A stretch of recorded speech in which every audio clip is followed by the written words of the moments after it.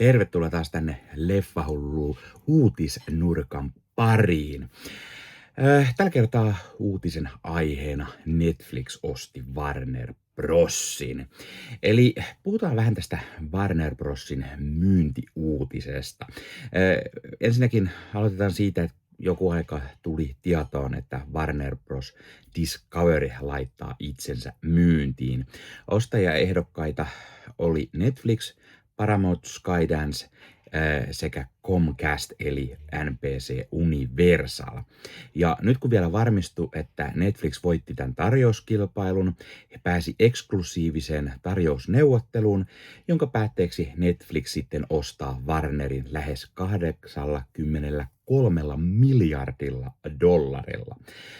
Käydään läpitte ensinnäkin tätä ostoa, vähän näitä muiden studioiden eli ostajien puolia, puhutaan vähän tulevaisuuden kannalta ja puhutaan mitä suunnitelmia näillä ostajilla oli hieman ja sitten mitä Netflix nyt aikoo tehdä ja varsinkin mitä haittapuolia tällä kaupalla saadaan olla, koska tämä on aiheuttanut todella paljon puhetta viimeisten viikkojen sekä nyt päivien aikana, kun tämä diili varmistui.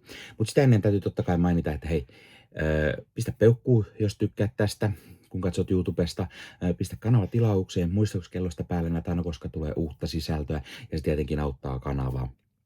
Leffahullu YouTube-kanavan jäseneksi voi liittyä, sillä tavalla näitä videoita ennakkoon ja totta kai saat nimesi johonkin videolle ja se totta kai auttaa myös kanavaa. Ja jos haluat taas ostaa kulttileffoja, niin kulttileffakaupasta voi käydä ostamassa itselleen kaikennäköistä kivaa kulttiklassikkoa. Siellä kun käyttää koodia Leffahullu, saa 10% alennusta ostoksista. Kannattaa käydä vilkuilemassa, mitä kaikkea kivaa sieltä löytyy. No niin, mutta sitten tästä Warnerin ostosta. Eli ensinnäkin oli 3 isoa ostajaehdokasta. Tämä Paramount Skydance, joka halusi koko Warner Bros. Discoveryn ja kaiken, mitä siihen kuuluu. Sitten on Netflix ja Comcast, eli tämä NBC Universal. Ja he halusivat ainoastaan Warnerin suoratoisto ja tämän leffastudio-operaatiot itselleen. Ja Warner antoi aikaa tarjousten antamiseen marraskuun 20. päivään asti ja sitten heidän hallitus kokoontui seuraavalla viikolla äänestämään asiasta. Ja silloin sanottiin, että vuoden loppuun mennessä diilin pitäisi vahvistua. No, Netflix pääsi eksklusiivisiin neuvotteluihin, eli voitti kilpailijat ja sieltä sitten pari päivää ankarien neuvottelujen jälkeen Netflix ostaa Warner Brosin ja Warner Studion, HBO Maxin sekä sitten Warnerin pelipuolen itselleen ja kauppasumma oli se 83 miljardia noin pyöristettynä. Ja heitä ei siis kiinnostanut tämä Discovery eli tämä lineaarinen TV, koska se on vanhanaikaista TVtä ja se ei Netflixiä kiinnostanut. Eli nyt Warner Bros. Irroittaa tämän Discovery-puolen itsestään omaksi entiteetiksi ja se jatkaa toimintaa ja mahdollisesti myydään sitten jollekin taholle, jos joku sen haluaa itselleen. Tästä Warner puhui jo aiemmin kesällä, että se on mahdollista. No,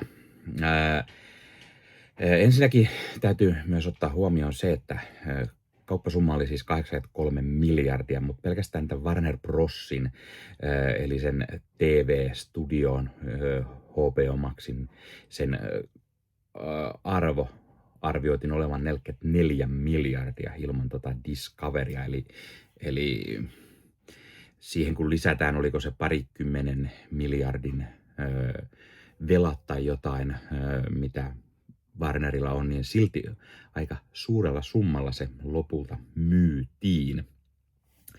Tämä kauppa tulee mullistamaan varmasti Hollywoodia, koska Warner oli yksi vanhimmista ja isoimmista studioista.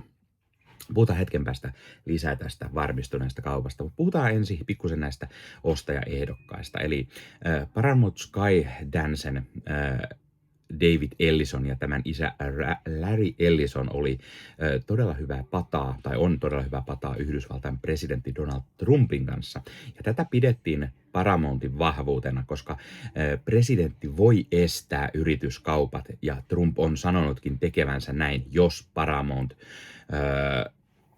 tai joku muu kuin Paramount aikoo ostaa Warner Discoveryn.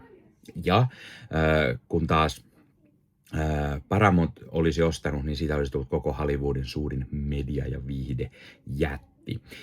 Netflix taas on se rahakkain ehkä näistä.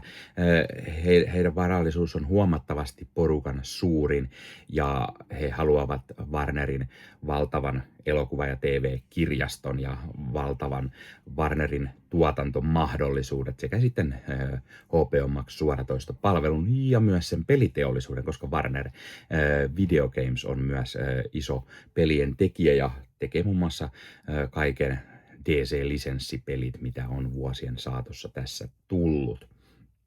Ja Netflix tarjosikin ensin todella paljon käteistä rahaa myös tähän diiliin ja sitten osakkeista jotain tiettyä summaa.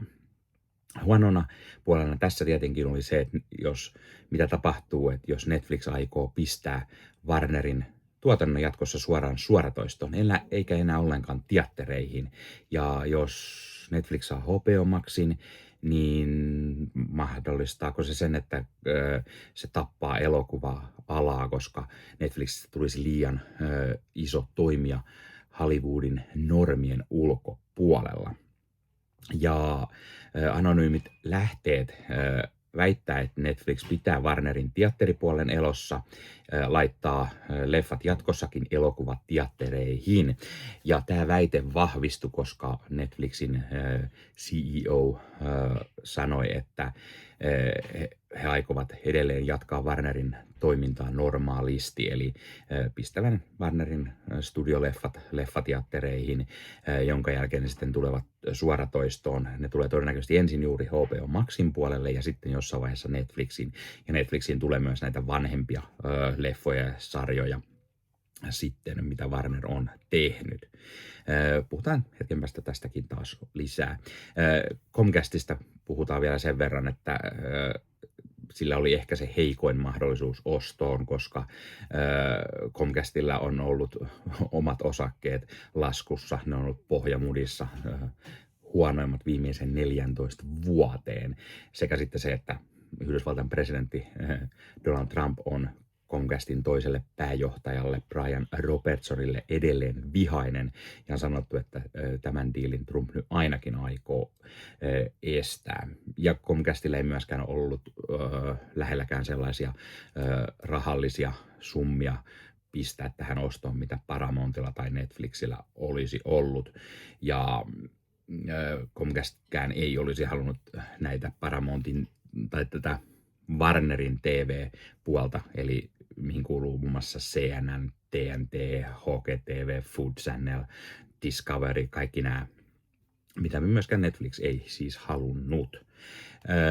Puhuttiin myös sellaista oudosta asiasta, että mitä jos Netflix ostaa Warner Brosin tämän studion ja sitten taas Comcast ostaisi tämän HBO Maxin, mikä olisi ollut ehkä tyhmä idea, ja Netflix ei myöskään sitä siis halunnut. Ja David Zaslav, joka taas on Warnerin se iso pomo, niin hän halusi tietenkin todella rahakkaan diilin, joka näyttää sitten hyvältä hänen omassa portfoliossa, koska raha on se, mikä häntä vain kiinnostaa. Ja nyt kun tuli siis tosiaan se vahvistus, että Netflix ostaa Warner Bros. Studion, HBO Maxin, Warnerin peliteollisuuden sillä $83 miljardilla, niin se vahvistui nyt. Tämä diili on niin iso, että sen lopullisen vahvistumiseen menee semmoinen 12-18 kuukautta. Ja sehän tarvii hyväksynnät Yhdysvaltain kongressilta ja mahdollisesti jopa presidentiltä asti. Ja oli tällaista huhua, että sitä moni taho vastustaa. Eli tähän kauppaan ei siis kuulunut Discovery tai sen lineaariset TV-kanavat, koska Netflixiä ei tällaiset kiinnostanut. No nyt heti alkuunsa nähtiin, että niin Ohjaajien liitto, Näyttelijöiden liitto ja Käsikirjoittajien liitto vastusti tätä diiliä ja sanoi, että se pitää estää, sillä se ovat isosti huolissaan Hollywoodin elokuvateollisuudesta. Myös senaattoreista osa kertoi heti vastustavansa tällaista jättidiiliä ja jopa Valkoisesta talosta on kuullut pikkuisen vastustuksen ääniä, koska Trumpilla on hyvät suhteet sinne Paramountin suuntaan. Ja kaikki tämä tosiaan johtuu siitä, että pelätään Netflixin tappavan elokuvateatterikulttuurin täysin kokonaan, koska he ovat suoratoistojätti. Netflix kuitenkin tosiaan sanoi, että he aikovat pitää kaiken ennallaan. Warnerin leffat tulee edelleen normaalisti teattereihin ja sitten ne menee HBO Maxiin, eli he pitävät myös HBO Maxin edelleen voimissaan. Toki Warnerin legendaarisia leffoja ja sarjoja tulee tarjolla enemmän Netflixiin, mutta HBO Max pysyy siis silti elossa, eli Netflixillä oli sitten 2 suoratoistopalvelua itsellään. Toki, kuten aiemmistakin yrityskaupoista ollaan huomattu, niin esimerkiksi mitä tässä kohtaa sanotaan, niin voi olla, että ei enää päde 5 vuoden päästä, koska aletaan kuluja miettimään ja mistä säästetään ja niin poispäin. Mutta Netflixin sanotaan, että kun he nyt ostaa, niin noin 3 vuodessa he alkavat säästämään useampia miljardeja vuodessa, koska he voivat yhdistää nämä Warnerin ja oman elokuvateollisuuden, ja se auttaa heitä rahallisesti. No sitten, jos Warner aikoo pitää, tai Netflix aikoo pitää Warnerin leffat edelleen teattereissa, niin mitä sitten fyysinen media? Kaikkien leffahulluja tietty tämä mietityttää. Mitä tapahtuu Warnerin leffojen ja sarjojen kanssa? Saadaanko me jatkossa DVD, Blu-rayta, 4K-julkaisuja? Koska Netflixin pääpainohan on aina ollut suoratoistossa. Joo, toki Netflixin joitain sarjoja on aikanaan tullut esimerkiksi fyysisenä, kuten House of Cards ja Orange is New Black ja jne. Ja leffoista jotkut on saanut fyysisen julkaisun, esimerkiksi Scorsesen The Irishman tai Alfonso Cuaronin Rooma tai jotain. Näitä leffoja on tullut esimerkiksi Criterionin kautta, ja Netflixin moni leffa saakin fyysisen julkaisun juuri kiitos Criterionin. Mutta Warner Studiolla on ollut fyysisten julkaisujen sopimus tällaisen Studio Distribution Servicen kautta, mitä nyt nykyään käyttää muun muassa Universal ja myös Sony. Eli tämä Studio Distribution Service julkaisee näiden studioiden leffat fyysisenä, ja Warnerilla on sopimus vuoteen 2030 asti. Ja ilmeisesti vähintään siihen asti siis edelleen normaalisti Warnerin leffat tulevat fyysisenä Yhdysvalloissa ja Kanadassa. Meillä Suomessahan SF Studios julkaisee näiden tahojen leffat fyysisenä, joten todennäköisesti mikään näistä ei tule vaikuttamaan meillä, paitsi jos Netflix päättää lopettaa kokonaan nämä jossain kohtaan ja miettii vaan sitä leffateatteripuolta sekä sitten suoratoistoa. Aiemmin Netflixin pomo on sanonut, että teatteribisnes on vanhanaikainen malli ja suoratoisto on se nykyaikainen malli, mutta nyt taas Warnerin ostettua he aikovat pistää jonkun verran kuitenkin leffoja edelleen teattereihin. Myös monessa palkintokaalassahan on se kriteeri, että elokuva ei pääse ehdolle, jos ei sillä ole ollut edes sitä 18 päivän teatterikierrosta Yhdysvalloissa. Eli sen takia Netflixin leffat ovat saaneet lyhyet limited julkaisut siellä Yhdysvalloissa teattereissa, mutta ilmeisesti Warnerin leffat saavat edelleen sitten hieman laajemman teatterikierroksen.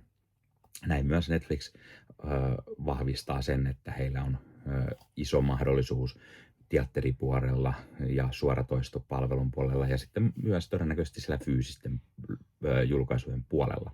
Ja koska Netflixissä on ollut myös omia videopelejä, niin nyt kun he omistavat Warner Gamesin, niin he saavat myös sitä kautta aimo-annoksen kaikkia pelejä tehtyä. Ja koska tähän kauppaan tietenkin kuuluu Warnerin ne isot franchiseit, on Harry Potteria, on DCtä ja on Lord of the Ringsia ja on Dyyniä ja mitä kaikkea sieltä on. Eli tosi vahvoja ja isoja IP:itä on nyt sitten Netflixin käytössä. He voivat alkaa laajentamaan näitä universumeja, näitä elokuvasarjoja vielä entisestään. No, tässä oli nyt lyhyesti käyty läpi tämä koko Warner Brosin osto tähän mennessä, jonka Netflix siis voitti tämän kilpailun. Mutta tosiaan tämä vaatii vähintään sen 12-18 kuukautta todennäköisesti ennen kuin näin jättidiili saadaan hyväksytyksi kongressissa asti. Ja Yhdysvaltain presidenttikin se voi vielä torpata. Mutta kuten aina puhuttu, niin senaattorit sekä sitten Yhdysvaltain presidentti, kaikki on bisnesmiehiä, eli eiköhän Netflix rahallisesti saa kaikki tyytyväiseksi ja saa tämän kaupan sitten puskettua läpi. Vain aika näyttää, mitä sen kanssa tulee tapahtumaan. Hei, pistä kommentteihin. Mitä mieltä sä oot tästä diilistä? Tuleeko tähän mullistamaan elokuvateollisuuden? Kuoleeko teatteriteollisuus kokonaan? Tuleeko jatkossa kaikki vain Netflixin puoleen? Mitä mieltä sä oot tällaisista isoista fuusioista? Onko meillä muutaman vuoden päästä enää olemassa vain pari jättikokoista elokuvastudio tai tämmöistä yritystä? Ei pienemmät jää kokonaan pois, vai onko niitä, jotka tekee sitten indie-elokuvia pienemmässä mittakaavassa? Pistä kommentteja, mitä mieltä sä oot, mitä mielipiteitä sulle tuli tästä uutisesta, tai herättääkö se jotain tunteita tai näin. Pistä kommentteja. Ja muista myös ottaa Leffahullu somekanavat haltuun, Instagramia, TikTokia, Facebook-sivustoa, Facebook-ryhmä Leffahullut tai Leffahullun Discord-kanava. Näihin kaikki voi tulla jättämään kommentteja ja kertoa, mitä mieltä sinä olet tästä uutisesta. Ei muuta, ensi kertaan.